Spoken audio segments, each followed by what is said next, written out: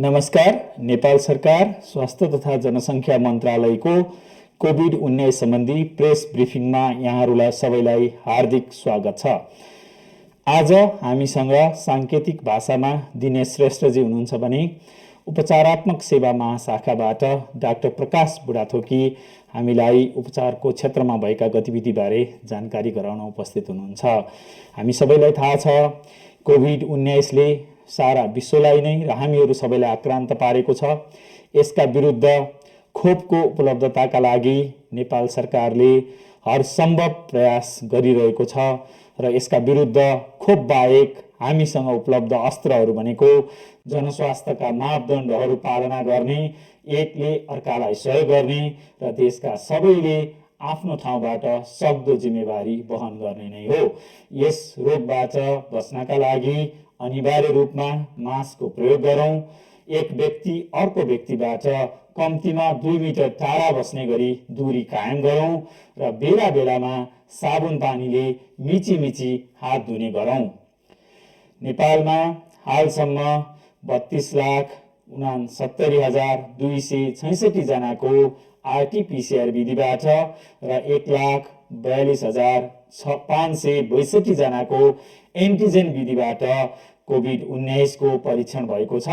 यस बमोजिम कुल 34,11,828 जनाको परीक्षण भएको तथ्याङ्क छ र यस विधिबाट हालसम्म परीक्षणहरू गर्दा आरटी-पीसीआर विधिबाट 6,21,056 जना, साथै एन्टिजेन विधिबाट 26,595 जना गरी जम्मा 6,47,651 जनामा संक्रमण पुष्टि भएको तथ्याङ्क छ। त्यसैगरी हालसम्मका तथ्याङ्कमा कोभिड-19 संक्रमणपछि डिस्चार्ज हुनुभएको 5,56,798 जना हुनुहुन्छ र कोभिड-19 का कारण 8,726 जनाले दुःखद मृत्युवरण गर्नु परेको तथ्याङ्क छ।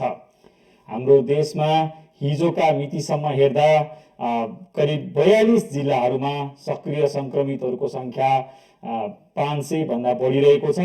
देशका 77 जिल्ला मध्ये सबैभन्दा बढी संक्रमणको भार अथवा लोड रहेका जिल्लाहरूमा काठमाडौँ, ललितपुर, रूपन्देही, भक्तपुर, मोरङ, कैलाली, चितवन, धनुषा, सुनसरी र काभ्रेपलाञ्चोक यो कम हुँदै जाने अर्डरमा छ। सबभन्दा बढी काठमाडौँ, सबैभन्दा यो मध्ये चाहिँ काभ्रेपलाञ्चोकमा रहेको अवस्था छ र हामी देख्न सक्छौँ सक्रिय संक्रमितहरू 500 भन्दा बढी हुने जिल्लाहरूको संख्या पनि घट्दो क्रममा छ र तथापि हाम्रा 77 मध्ये 14 दिनमा केही जिल्लाहरूमा चाहिँ विगत 14 दिनको तथ्याङ्क हेर्ने हो भने केही जिल्लाहरूमा संक्रमण बढ्दो क्रममा रहेको देखिएको छ। विशेष गरी उदयपुर, पाँचथर, तेह्रथुम, भोजपुर र सङ्खुवासभा प्रदेश नम्बर 1 मा। प्रदेश नम्बर 2 का सबै जिल्लाहरूमा सक्रिय संक्रमित घट्दो क्रममा रहेको तथ्याङ्क छ। बागमती प्रदेशमा दोलखा, नुवाकोट र रसुवामा संक्रमितहरू बढ्दो क्रममा रहेका छन्। गण्डकी प्रदेशमा बागलुङ र मुस्ताङमा पनि बढ्दो क्रममा रहेको तथ्याङ्क प्राप्त छ। लुम्बिनी प्रदेशको रोल्पा, कर्णाली प्रदेशको जुम्ला, डोल्पा, मुगु र रुकुम पश्चिम तथा सुदूरपश्चिम प्रदेशको बाजुरा जिल्लामा पनि सक्रिय संक्रमितको संख्या पछिल्ला 14 दिनमा बढेको अवस्था देखिन्छ। अब उमेर र लिङ्ग समूहलाई हामीले एकचोटि हेर्ने हो भने हाम्रोमा 60.8% सक्रिय संक्रमितहरू पुरुषहरू हुनुहुन्छ, महिलाहरू 39.2% हुनुहुन्छ। यो संक्रमितको तथ्याङ्क अघिल्लो लहरभन्दा महिलाको संख्या तुलनात्मक हिसाबले बढ्दो क्रममा रहेको हो। उमेरको हिसाबले हेर्ने हो भने सबैभन्दा बढी सक्रिय संक्रमितहरू 20 वर्षपछि 60 वर्षसम्मको समूहमा हुनुहुन्छ। त्यसपछि अन्य उमेरमा थोरै कम रहेको अवस्था छ। हामीले सार्क राष्ट्रहरूमा कोभिड-19 को संक्रमणको स्थिति एकचोटि हेर्ने हो भने सार्क राष्ट्रहरूमा सबैभन्दा बढी निको हुने दर भारतमा देखिएको छ। 95.9% चाहिँ निको भएको दर छ भने सबैभन्दा कम निको हुने दर अहिलेको तथ्याङ्कमा अफगानिस्तानको छ 66.1%। त्यसैगरी सक्रिय संक्रमित सबैभन्दा बढी प्रतिशतका हिसाबले 29.9% अफगानिस्तानमा रहेको तथ्याङ्क छ। भने सबैभन्दा कम सक्रिय सङ्क्रमित हामीले हेऱ्यौँ भने चाहिँ 6% बङ्गलादेशमा मात्रै हुनुहुन्छ, पाकिस्तानमा 3.8% हुनुहुन्छ। त्यसै गरी मृत्युलाई एकचोटि हेर्ने हो भने सबैभन्दा बढी प्रतिशतको हिसाबले मृत्यु हुने दर 3.9 अफगानिस्तानमा रहेको छ। सबैभन्दा कम भुटानमा 0.1% मृत्यु दर छ भने हाम्रो देशमा 1.4% मृत्यु दर छ। यो चाहिँ सार्क राष्ट्रहरूमा कोभिड-19 को सङ्क्रमणको अहिलेको अवस्था थियो। गएको 24 घण्टाका तथ्याङ्कहरूमा जाउँ। गएका 24 घण्टामा 6,677 जनाको आरटी-पीसीआर विधिबाट परीक्षण भएको तथ्याङ्क प्राप्त भएको छ भने एन्टिजेन विधिबाट जम्मा 4,249 जनाको परीक्षण गरी कुल 10,956 जना मात्रै परीक्षण गरिएको तथ्याङ्क प्राप्त भएको छ। यी परीक्षणहरूबाट करिब देशभर 21.3%मा सङ्क्रमितहरू पत्ता लाग्नु भएको छ। त्यसमध्ये सबैभन्दा बढी सङ्क्रमण पत्ता लाग्ने दर गण्डकी प्रदेशमा भेटियो। 737 जनाको परीक्षण भएको थियो गण्डकी प्रदेशमा, त्यसमध्ये 331 जनामा सङ्क्रमण पुष्टि भएको छ। त्यसरी नै अर्को उच्च रहेको उच्च परीक्षण दर पत्ता लागेको कर्णाली प्रदेश, जहाँ 37% परीक्षण गरेकामा सङ्क्रमितहरू पत्ता लागे भने प्रदेश नम्बर 1 मा 23.7%मा सङ्क्रमितहरू पत्ता लागे। यी सबै तथ्याङ्कले चाहिँ गत 24 घण्टामा आरटी-पीसीआर विधिबाट 1,421 जनामा सङ्क्रमण पुष्टि भएको छ भने एन्टिजेन विधिबाट 1,021 जनामा सङ्क्रमण पुष्टि भएको तथ्याङ्क प्राप्त भएको छ। दुवै विधिलाई जोड्दा गत 24 घण्टामा 2,442 जना नयाँ कोभिड-19 का सङ्क्रमितहरू भेटिनु भएको छ। उहाँहरू सबैको शीघ्र स्वास्थ्य लाभको कामना हामी गर्दछौँ। त्यसै गरी काठमाडौँ उपत्यकाभित्रलाई हेर्ने हो भने काठमाडौँ उपत्यकाभित्र कुल 548 जना सङ्क्रमितहरू भेटिनु भएको छ, जसमध्ये काठमाडौँमा 450 जना, ललितपुरमा 53 जना र भक्तपुरमा 25 जना नयाँ सङ्क्रमितहरू पत्ता लाग्नु भएको तथ्याङ्क छ। हाम्रो पहिलो लहर र दोस्रो लहरको स्थितिलाई हामीले हेर्ने हो भने हामी दुवै अहिले काठमाडौँ उपत्यका र काठमाडौँ बाहिर दुवैतिर सक्रिय सङ्क्रमितहरू विशेष गरी दैनिक नयाँ सङ्क्रमित पत्ता लाग्ने दरमा चाहिँ गिरावट हुँदै आएको देख्न सक्छौँ। हुन त अझै पनि परीक्षण गरिएको तुलनामा चाहिँ 20% भन्दा बढी चाहिँ देशभरि औसत रूपमा पोजिटिभ अथवा सक्रिय सङ्क्रमितहरू भेटिनु भएको तथ्याङ्क छ। यसै गरी कोभिड-19 सङ्क्रमित भएर गत 24 घण्टामा 3,456 जना डिस्चार्ज हुनुभएको छ र गत 24 घण्टामा प्राप्त तथ्याङ्क विशेष गरी नेपाली सेनाले व्यवस्थापन गरेको सब र स्वास्थ्य मन्त्रालयमा प्राप्त तथ्याङ्क अनुसार 51 जनाको दुःखद निधन भएको तथ्याङ्क छ। मृत्यु हुनुहुने सम्पूर्ण 51 जनालाई हामी हार्दिक श्रद्धाञ्जली व्यक्त गर्दछौँ र शोक सन्तप्त परिवारप्रति हार्दिक समवेदना व्यक्त गर्दछौँ। यी तथ्याङ्कहरूले हाम्रो सक्रिय सङ्क्रमितहरूको सङ्ख्या 55,532 जना रहेको छ। यो पनि घट्दो दरमा रहेको छ। कुनै बेला हाम्रोमा 92,000 भन्दा बढी सक्रिय सङ्क्रमितहरू रहनु भएको थियो। यो 55,532 जनाहरू मध्ये होम आइसोलेसनमा घरमै एकान्तवासमा रहनुभएका 51,833 जना हुनुहुन्छ भने 3,679 जना संस्थागत आइसोलेसनमा हुनुहुन्छ। त्यो भनेको अस्पताल अथवा संस्था पालिकाहरूले खोलेका आइसोलेसन केन्द्रहरू पनि पर्नुहुन्छ। र यो संस्थागत आइसोलेसनमा रहनुभएका 3,679 जना मध्ये आइसियुमा 871 जना, सघन उपचार कक्षमा 871 जना हुनुहुन्छ, भेन्टिलेटरमा 250 जना उपचाररत हुनुहुन्छ। यो सङ्ख्या पनि घट्दो क्रममा छ। अघिल्लो हप्ता आइसियुमा रहनेहरूको सङ्ख्या 1100 रहेको थियो, भेन्टिलेटरमा रहनेहरूको सङ्ख्या 347 थियो। यी दुवै तथ्याङ्कले हाम्रोमा अहिले सघन उपचार कक्ष आइसियुमा रहने र भेन्टिलेटरमा रहनेहरूको सङ्ख्या पनि घटेको स्पष्ट देखिन्छ। यसै गरी संस्थागत क्वारेन्टाइनमा रहनेहरूको सङ्ख्या 444 रहेको छ। यो हिजोको तथ्याङ्कमा आधारित हो। अब हामी कोभिड-19 को महामारीका बीच हामी धेरै जिज्ञासाहरू हुन सक्छन्, धेरै समस्याहरू पर्न सक्छन्। यसका लागि नेपाल सरकार स्वास्थ्य तथा जनसङ्ख्या मन्त्रालयले कल सेन्टरको व्यवस्था गरेको छ। विशेष गरी 11:15 र 11:33 निःशुल्क कल सेन्टर रहेका छन्। 11:15 बिहान 6 बजेदेखि बेलुकी 10 बजेसम्म सञ्चालन हुन्छ र 24 घण्टा नै चल्ने गरी 11:33 तथा मोबाइल नम्बर 98512 55837 र 98512 55839 चाहिँ 24 घण्टा खुल्ला रहेका छन्। यहाँहरूका कुनै कोभिड-19 सम्बन्धी जिज्ञासा, समस्या, गुनासाहरू छन् भने कृपया यहाँहरूले सम्पर्क राखेर सम्बोधन पाउनुहुनेछ। विशेष गरी हिजोको तथ्याङ्कमा 11:33 मा 412 जनाले फोन गर्नुभयो र सेवा लिनुभएको थियो। त्यसमध्ये 401 जनाको जो उहाँहरूका जिज्ञासा, प्रश्नहरूको सम्बोधन गर्न सकिएको तथ्याङ्क प्राप्त भएको छ भने 11:15 मा चाहिँ 817 जनाले सम्पर्क गर्नुभएको थियो, टेलिफोन गर्नुभएको थियो। उहाँहरूमध्ये 795 जनाको जिज्ञासा अथवा समस्याको समाधान गरिएको तथ्याङ्क प्राप्त छ।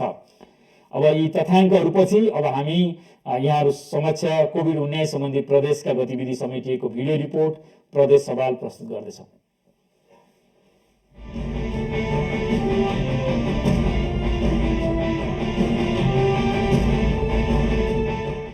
लाखौं नागरिक कोरोना विरुद्धको खोपको प्रतीक्षामा छन्। सरकारले पर्याप्त खोप ल्याउने प्रयास नगरेको पनि होइन।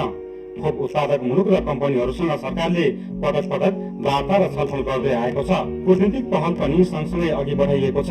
खोप उत्पादक राष्ट्रहरूले नेपाललाई चाँडै खोप उपलब्ध गराउने प्रतिबद्धता जनाएकाले केही दिनभित्रै सकारात्मक परिणाम आउने स्वास्थ्य तथा जनसङ्ख्या मन्त्रालयले स्पष्ट पारेको छ। सरकारले सबै नागरिकलाई कोरोना विरुद्धको खोप निःशुल्क उपलब्ध गराउने प्रतिबद्धता जनाउँदै आएको छ।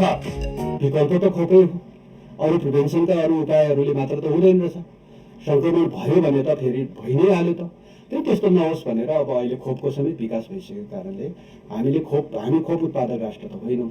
त्यसैले खोप उत्पादक राष्ट्रहरूलाई हामीले अत्यन्त बढी अब समन्वय गरिरहेका छौँ। धेरै चरणका अब छलफलहरू पनि भएको छ। धेरै डिप्लोमेटिक हाम्रा चाहिँ च्यानलहरूलाई पनि हामीले प्रयोग गरेका छौँ। इभन स्वयं राष्ट्रपतिले पनि अनुरोध गरिरहेको अवस्था होइन, सम्माननीय प्रधानमन्त्रीज्यूले पनि अब विभिन्न देशहरूमा अनुरोध गरिरहेको अवस्था छ। त्यसो हुँदाखेरि खोप सम्बन्धी केही परिणामहरू सकारात्मक देखिन्छ। हामी केही दिनभित्र केही सकारात्मक सन्देशहरू आउँछ होला भन्नेमा हामीलाई विश्वास छ र धेरै ठाउँमा हामीले चाहिँ खोप सम्बन्धी विषयलाई सकारात्मक ढङ्गले विषयहरू अगाडि बढेको अवस्था छ। नागरिकको जीवन रक्षाका लागि खोप ल्याउनु पर्ने भएकाले सरकारले आफ्नो प्रयासलाई निरन्तरता दिँदै आएको हो। खोप ल्याउने प्रक्रिया अनुसार नै उत्पादक मुलुकहरूसँग सरकारले छलफल गर्दै आएको हो। खोप उत्पादक मुलुकहरूबाट सकारात्मक प्रतिक्रियाहरू आएको र खरिद प्रक्रिया पनि सकारात्मक ढङ्गले अघि बढिरहेको मन्त्रालयको भनाइ छ। हामी नेपाल सरकारले खोप ल्याउँछौँ र नेपाली जनताको जीवन रक्षाको लागि हामी लाग्छौँ र त्यो ठाउँमा हामी छौँ र त्यो प्रक्रियाहरू हाम्रा कतिपय प्रक्रियाहरू छन् र ती सबै प्रक्रियाहरूबाट चाहिँ तपाईँको चाहिँ सबैलाई हामीले गरिएका अनुरोधहरूको कतिपय सकारात्मक समाचारहरू, सकारात्मक सन्देशहरू आइरहेका छन्। त्यसो हुँदा छिटै वास्तवमा खोप सम्बन्धी पनि हाम्रा केही सकारात्मक समाचारहरू आउने तर्फ म चाहिँ आफू आश्वस्त पार्न चाहन्छु र सबै नागरिकको जीवन रक्षाको लागि खोप ल्याउने सरकारले जसरी पनि खोप प्राप्त गर्ने कुरामा समेत हामी लागिरहेका छौँ र यसको सकारात्मक कुराहरू हुनेछ। अहिले सरकारले छिमेकी मुलुक भारत, चीन सहित अन्य मित्र राष्ट्रहरू अमेरिका, रुस र बेलायतसँग निरन्तर छलफल गर्दै आएको छ। ती राष्ट्रहरू नेपाललाई खोप उपलब्ध गराउन सकारात्मक देखिएका छन्। यो सँगै विश्व स्वास्थ्य सङ्गठनको कोभ्याक्स मार्फत प्राप्त हुने खोपका बारेमा पनि कुरा अघि बढेको छ। केही समयभित्रै आम नागरिकलाई खोप उपलब्ध गराएर सुरक्षित हुने वातावरण निर्माण हुनेमा सरकार विश्वस्त देखिएको छ। हामीलाई कोभ्याक्स फेसिलिटिजबाट प्राप्त हुने खोपको बारेमा हामीले कुराकानी अगाडि बढाएका छौँ र त्यसै गरी विभिन्न अब मित्र राष्ट्रहरूले हामीसँग अब दोहोरो पत्राचार र दोहोरो वार्तालाप हाम्रो चलिरहेकै छ, सकारात्मक छन्। हाम्रो दक्षिण छिमेकी मित्र राष्ट्र भारत, उत्तर छिमेकी मित्र राष्ट्र चीन, उहाँहरूसँग हाम्रो एकदमै तपाईँको वास्तवमा खोपको विषयमा धेरै चरणमा, धेरै गहिरो स्तरमा हाम्रो छलफल भएको छ र त्यसै गरी अन्य मित्र राष्ट्रहरू अमेरिका जो खोप उत्पादक राष्ट्र हो, रसिया खोप उत्पादक राष्ट्र हो, बेलायत खोप उत्पादक राष्ट्र हो। उहाँहरूसँग पनि हाम्रो दोहोरो वार्ता चलिरहेको छ। हामीले निरन्तर उहाँहरूसँग चाहिँ कुराकानी गरिरहेका छौँ। उहाँहरू सकारात्मक छन् र त्यसरी हेर्दाखेरि मलाई लाग्छ खोप चाहिँ हामीले नेपाली जनतालाई खोप लगाएर सुरक्षित गर्न सक्ने ठाउँमा हामी पुग्छौँ। सीमित मुलुकका सीमित कम्पनीले मात्र खोप उत्पादन गरिरहेका छन्। खोपको माग विश्वभर अत्यधिक छ। माग अनुसार उत्पादन नहुँदा समयमै खोप ल्याउन नसकेको हो। खोप उत्पादक मुलुकहरूले नै आफ्नो देशका सम्पूर्ण नागरिकलाई कोरोना विरुद्धको खोप उपलब्ध गराउन सकेका छैनन्। त्यति हुँदाहुँदै सरकारले केही खोप उपलब्ध गराएर नागरिकलाई दिइसकेको छ। अहिले खोप ल्याउने प्रयासमा सरकार तत्चित्त भएर लागेको छ। खोप उत्पादक राष्ट्र स्वयंले खोप उत्पादन गरेर आफ्नो देशको नागरिकलाई लगाउन सकेका छैन होइन। त्यसको कारणले यो अलि जटिलै विषय हो र यो जटिल विषयमा त्यही जटिलतालाई ध्यानमा राखेर हामीले हाम्रो स्तरको सरकारी स्तरको चाहिँ एउटा वार्ताहरू हामीले सुरु गरेका छौँ र यहाँ आए पछाडि मैले पनि आफ्नो जिम्मेवारी सम्हालेदेखि नै यही काममा बढी प्राथमिकताका साथ ध्यान दिइरहेको छु। अब हामीलाई प्राप्त चाहिँ सूचनाहरूको आधारमा हेर्दाखेरि अब छिटै यो सबै नेपाली नागरिकलाई एकदमै सुरक्षित गर्ने कुरामा हामी पुग्छौँ भन्ने हामीलाई विश्वास छ र हेरौँ अब किनभने हाम्रा सकारात्मक प्रयत्न पक्कै यसले चाहिँ काम गर्छ भन्ने हामीलाई विश्वास छ। सरकारले आगामी मङ्सिरसम्म सबै नागरिकलाई कोरोना विरुद्धको खोप उपलब्ध गराउने प्रतिबद्धता जनाएको छ। पछिल्ला दिनमा खोप ल्याउने प्रयास सकारात्मक दिशामा अघि बढिसकेकाले यसको परिणाम पनि सकारात्मक आउने विश्वास सरकारले लिएको छ।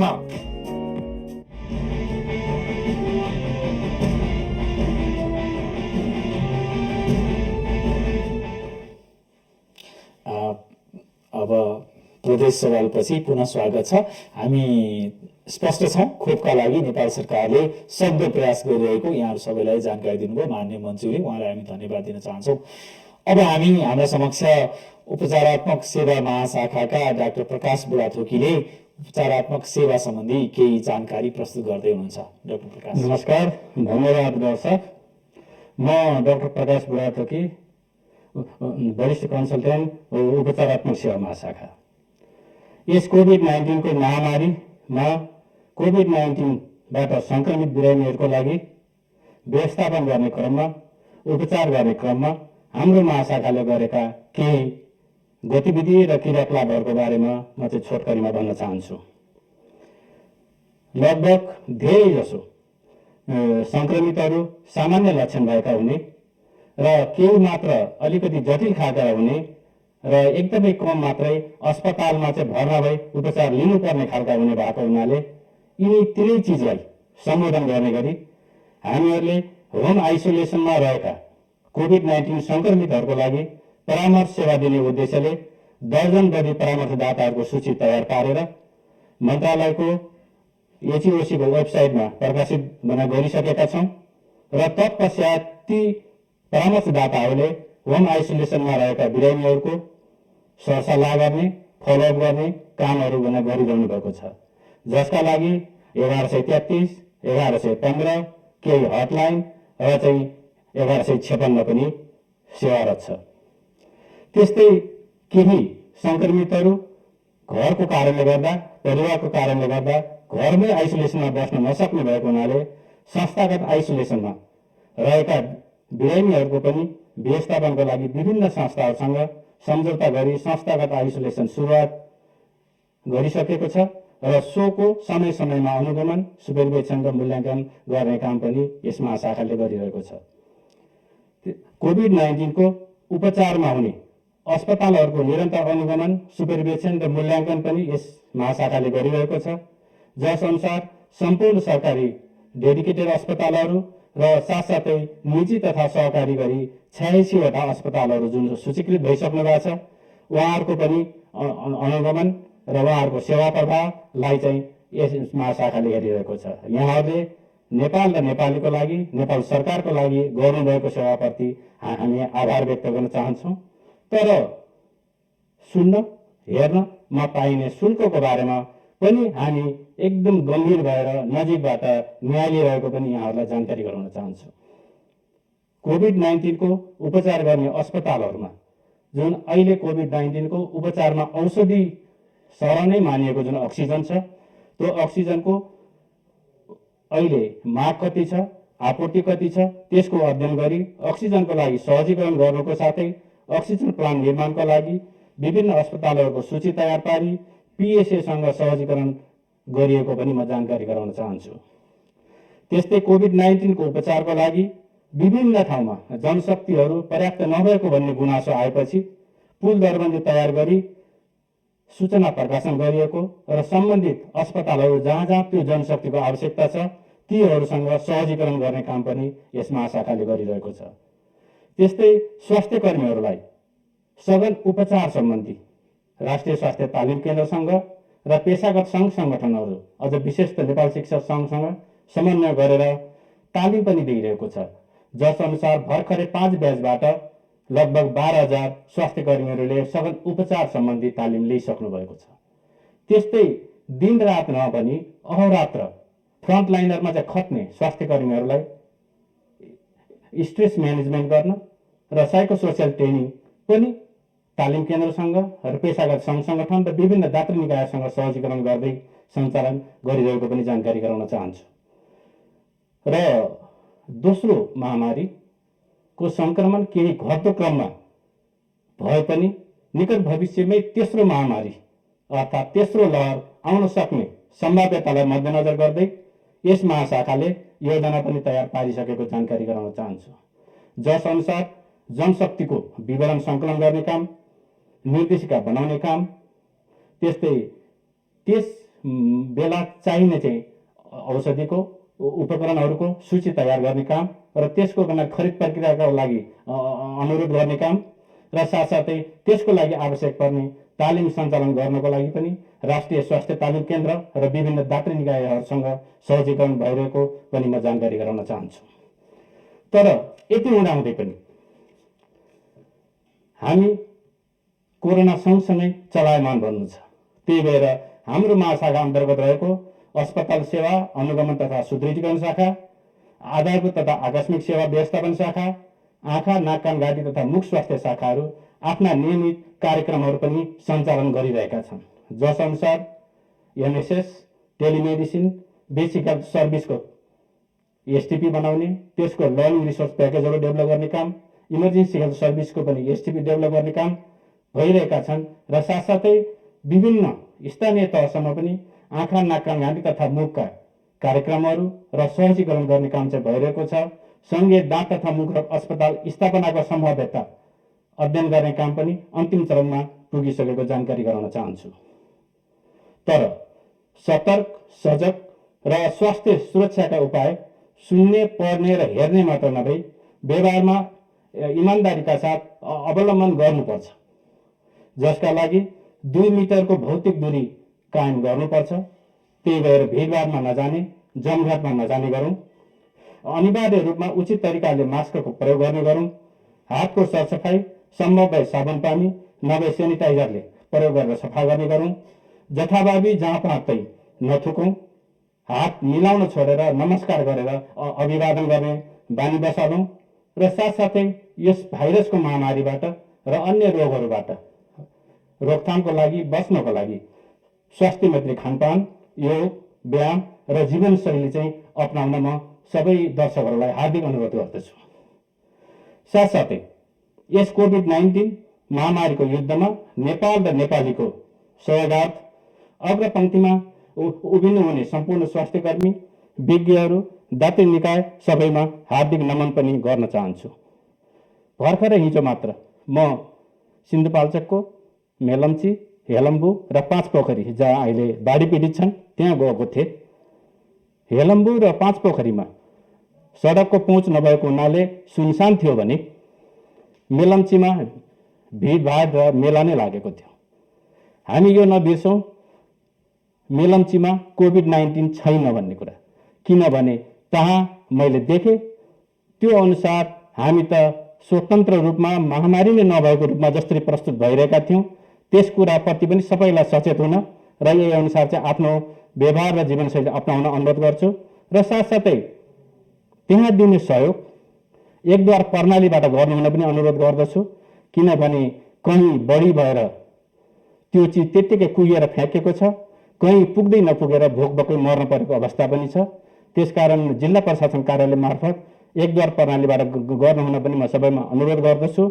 र साथसाथै एउटा त्यहाँको स्थानीयहरूको गुनासो फोटो खिच्ने बहानामा र साइड लगाएर अझ तानी फोटो खिच्ने कारणले गर्दा प्रदान गरिएको राहत पनि लिन अप्ठ्यारो भयो भन्ने गुनासो पनि आइरहेको हुनाले त्यसो नगरिदिनु हुन पनि म सबैलाई अनुरोध गर्दछु।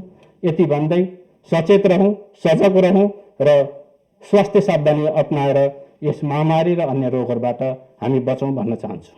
धन्यवाद। धन्यवाद डाक्टर प्रकाश, एकदमै राम्रो यहाँले उपचारात्मक सेवाको गतिविधि भनिदिनु भयो। अब सामाजिक सञ्जालमा हामीलाई प्राप्त जिज्ञासाहरूको केही एड्रेस गरौँ।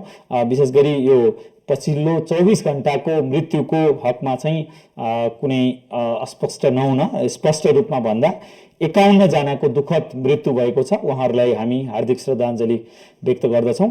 र हाम्रो देशमा सिक्वेन्सिङ के भयो, के भइरहेको छ, भाइरसले आफूलाई रूप परिवर्तन गरिरहेको छ, नयाँ रूप त छैन भन्ने चाहिँ धेरैलाई जिज्ञासा हुन सक्छ।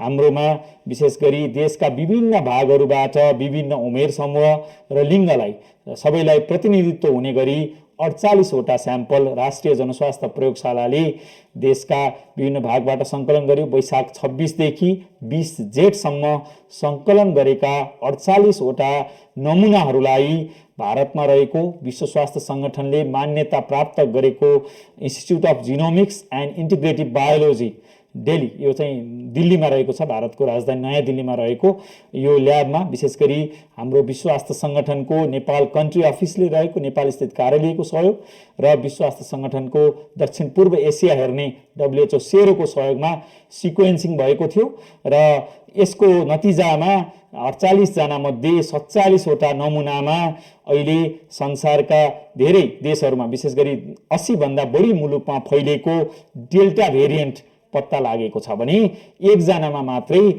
यो अल्फा भेरिएन्ट जुन नेपालमा केही समय अगाडि थियो र अहिले संसारभरि 164 मुलुकमा पुगिसकेको अल्फा भेरिएन्ट थियो। यसैले हाम्रो 48 जनाको सिक्वेन्सिङ गर्दा 47 जनामा डेल्टा भेरिएन्ट र 1 जनामा चाहिँ अल्फा भेरिएन्ट देखेको थियो।